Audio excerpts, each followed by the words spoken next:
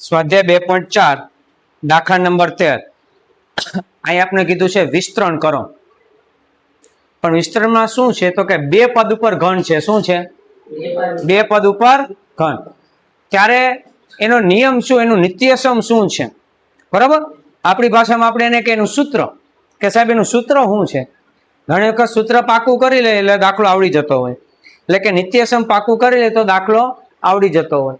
તો અહીંયા હું નિત્યસમ પેલા લખું છું. દાખલા તરીકે નિત્યસમ પ્રમાણે માની લો કે ભાઈ આપણે એ ધારીએ પ્લસ કે માઇનસ બી ધારીએ અને કાઉન્સ ઉપર ઘન હોય તો પ્રથમ પદનો ઘન એટલે એ ઘન પ્લસ બીજા પદનો ઘન પ્લસ જો અહીં માઇનસ હોય તો અહીંયા માઇનસ, અહીં માઇનસ હોય તો માઇનસ, 3 ફરજિયાત, પહેલું પદ, બીજું પદ અને આખો કાઉન્સ. આવું કરાય. પ્રથમ પદનો ઘન, બીજા પદનો ઘન પ્લસ કે માઇનસ 3 ગુણ્યા પહેલું પદ ગુણ્યા બીજું પદ ગુણ્યા આખો કાઉન્સ. આ યાદ રહે નિત્યસમ. બે પદ ઉપર ઘન હોય ત્યારે આ રીતનું નિત્યસમ વાપરવું. તો પેલી રકમ છે આપણે અહીંયા 3a પ્લસ 5b અને કાઉન્સ ઉપર ઘન.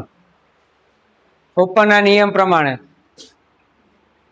3a નો ઘન પ્લસ 5b નો ઘન પ્લસ 3 નિયમના નિત્યસમના ગુણ્યા પેલું પદ 3a ગુણ્યા બીજું પદ 5b પ્લસ આખો કાઉન્સ 3a plus 5b.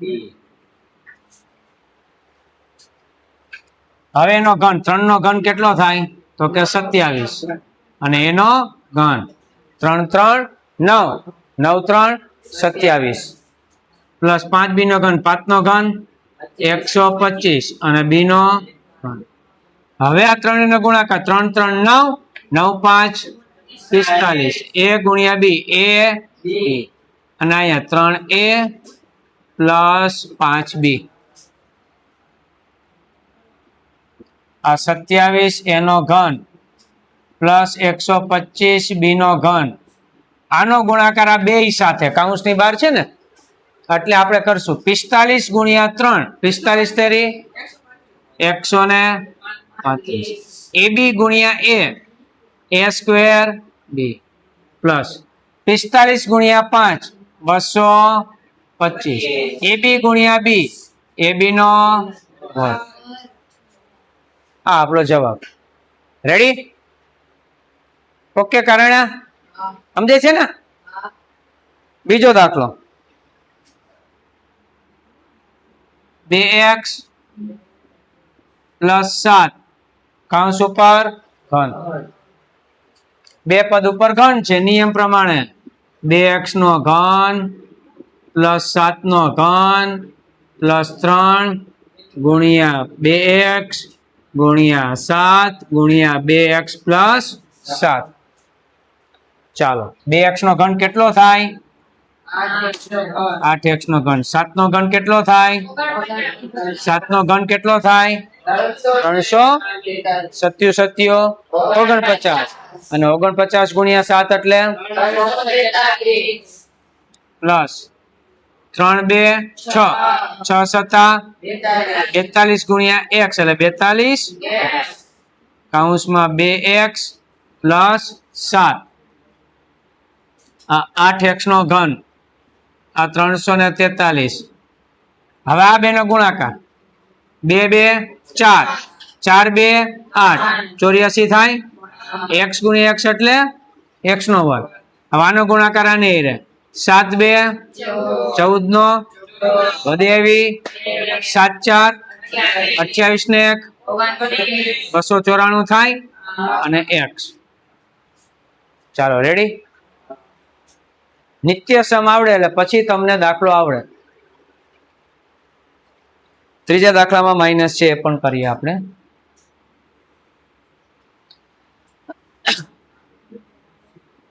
4x minus 3y એનો ઘન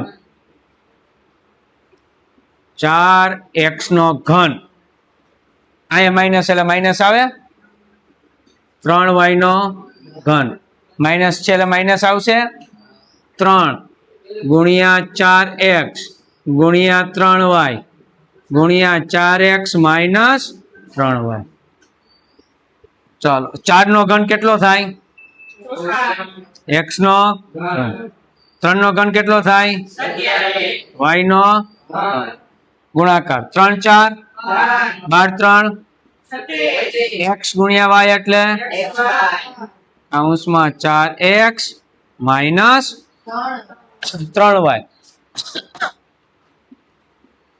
64x નો ઘન માઇનસ 27y નો ઘન 36 ગુણ્યા 4 36 તો 72 72 ગુણ્યા 2 144 xy ગુણ્યા x x વર્ગ y આને ગુણાકાર માઇનસ માઇનસ 36 ગુણ્યા 3 36 તેરી 108 xy ગુણ્યા y xy નો ઓકે રેડી. ચોથો દાખલો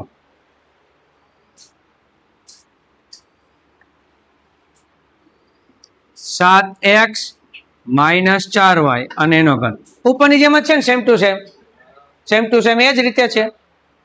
પ્રથમ પદનો ઘન 7x નો ઘન માઇનસ 4y નો ઘન માઇનસ 3 ગુણ્યા 7x ગુણ્યા 4y 4y કૌંસમાં 7x માઇનસ 4y.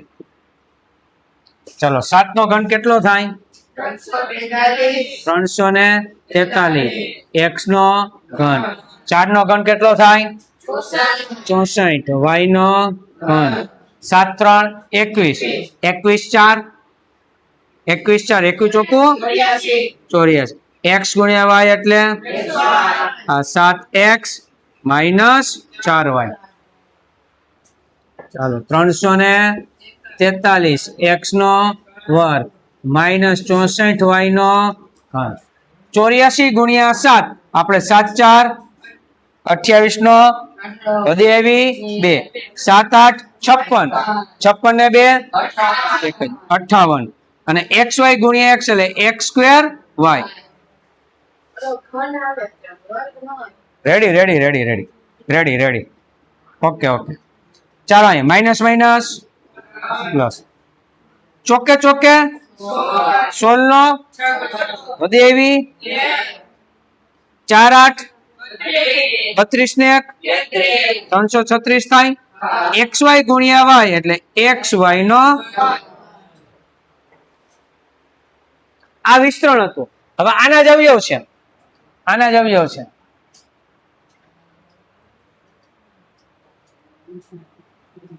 દાખલા નંબર 14 એનો પહેલો દાખલો સૂચના આપી છે અવયવ પાડો.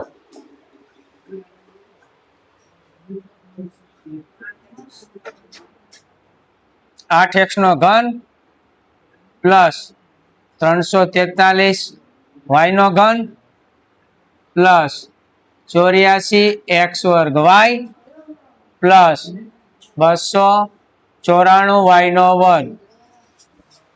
ચાલો રેડી. અહીંયા કીધું છે અવયવ પાડો.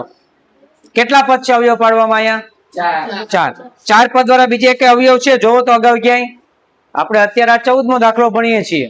અવયવ પાડવામાં ક્યાંય ચાર પદ આવ્યા છે અત્યાર સુધીમાં? કઈ જગ્યાએ છે? કેટલામો દાખલો છે કયો? ક્યાંય છે ચાર પદ દ્વારા ક્યાંય અવયવ છે?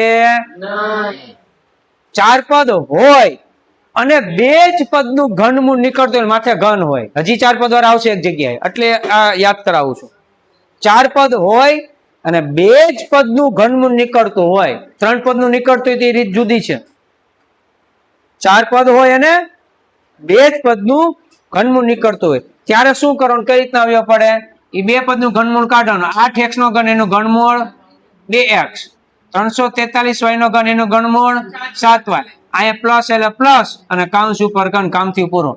આનો જવાબ આની રકમ હતી, આની રકમ હતી, એ અહીં જવાબ છે જોજો. અને આનો જવાબ હતો એ અહીંયા રકમ છે. દેખાય છે? આ વિસ્તરણ છે એનું જ અવયવ છે, અવયવ છે એનું જ આ વિસ્તરણ છે. આ ટૂંકમાં આપણે બતાવીએ. આમાં આટલા સ્ટેપ થાય જ, આટલા સ્ટેપ થાય જ એમ, પણ આ ડાયરેક્ટ કરી શકાય, નો પ્રોબ્લેમ. બરાબર? બીજાની રકમ આ રહ્યું 2x + 7y, 7 છે પણ અહીંયા y છે. બરાબર? બીજો દાખલો 4x² + 9, 11 દાખલા રકમ લખાઈ છે.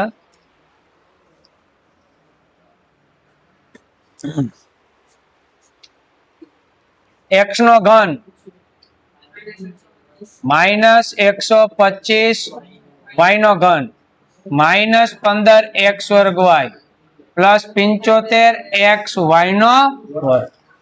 ચાલો રેડી? પેલા કેટલા પદ છે? કેટલા પદનું ઘનમૂળ નીકળે છે? પેલા બે પદનું નીકળે છે. ઘનમૂળ નીકળતું કાઢવાનું. x³ એનું ઘનમૂળ માઇનસના 125 નું ઘનમૂળ, y³ એનું ઘનમૂળ કૌંસ ઉપર. તો બાકીના બે દાખલા હવે આવડે કે ન આવડે? આ તો એકદમ હેલા કહેવાય ને. બે દાખલા તમારે જાતે કરવાના છે. હવે એનો જ દાખલો છે 15મો દાખલો, કિંમત શોધો.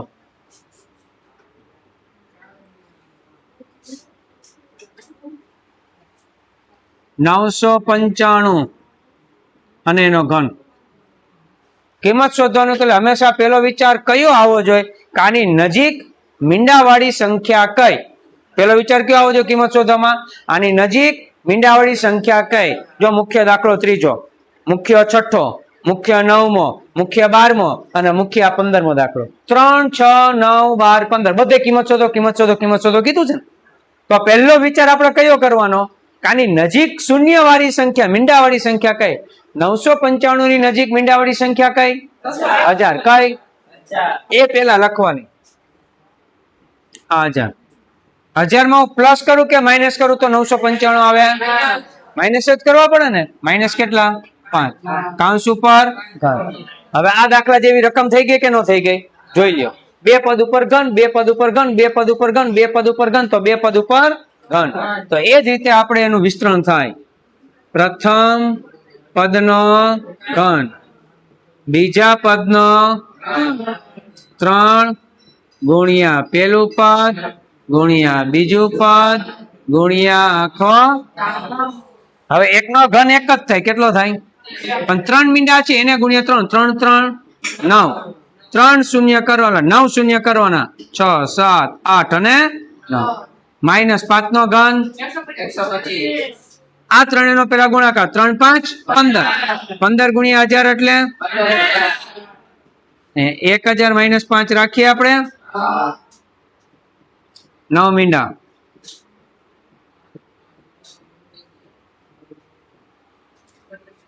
ત્રણ મીંડા એ 3 મીંડા એ ટોટલ કેટલા મીંડા થયા? માઇનસ 15, 5, 3 મીંડા આવે. ચાલો હવે સેમ નિશાની હોય, સેમ નિશાની એનો સરવાળો થાય. સેમ હોય તો એનો સરવાળો થાય. નિશાની વિરુદ્ધ નિશાની બાદ બાકી. આ પ્લસ છે ને આ પ્લસ, એ બેનો સરવાળો. આ માઇનસ, આ માઇનસ, એ બેનો સરવાળો. બેનો સરવાળો એક સ્ટેપ આપણે વધારીએ છીએ. તો આ 3 ને 5 આંકડા છે તો આ 5 મીંડા પેલા કાઢ નાખી. આ 4 શૂન્ય તો રહે જ. 1, 2, 3, 4. હવે આપણે લખવું પડશે 75,000.